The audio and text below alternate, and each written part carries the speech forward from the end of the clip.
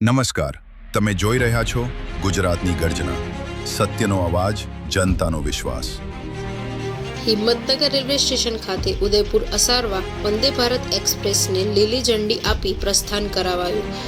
સાબરકાંઠા જિલ્લામાં Himmatnagar railway station ખાતે સાંસદ શ્રી શોભનાબેન બારૈયાના હસ્તે ઉદયપુર અસારવા વંદે ભારત એક્સપ્રેસ ટ્રેનને લીલી ઝંડી આપી પ્રસ્થાન કરાવવામાં આવ્યું હતું। સાબરકાંઠા જિલ્લાના મુસાફરો માટે આજે ઐતિહાસિક દિવસ રહ્યો હતો। રેલવે મંત્રાલય દ્વારા લેવામાં આવેલા મહત્વના નિર્ણય મુજબ ઉદયપુર અસારવા અમદાવાદ વંદે ભારત એક્સપ્રેસને હવે હિંમતનગર સ્ટેશન પર જ સ્ટોપેજ આપવામાં આવ્યું છે।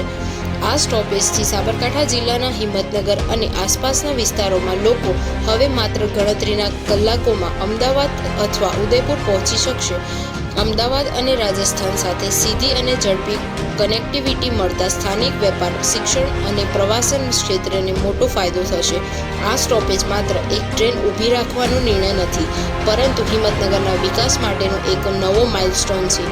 વિદ્યાર્થીઓ, વેપારીઓ અને દર્દીઓ માટે અમદાવાદ જવું હવે વધુ સુલભ અને આરામદાયક બનશે। આ અવસરે રાજ્યસભા સાંસદ શ્રીમતી રમીલાબેન બારા, રાજ્યસભા સાંસદ શ્રી મયંકભાઈ નાયક, જિલ્લા કલેક્ટર શ્રી લલિત નારાયણસિંહ સાંધુ, મુખ્ય પોલીસ વડા ડોક્ટર પાર્થરાજસિંહ ગોહિલ, રેલવે વિભાગના અધિકારીશ્રી, વિવિધ પદાધિકારીશ્રીઓ અને નગરજનો ઉપસ્થિત રહ્યા હતા। Bureau report, Sabarkantha.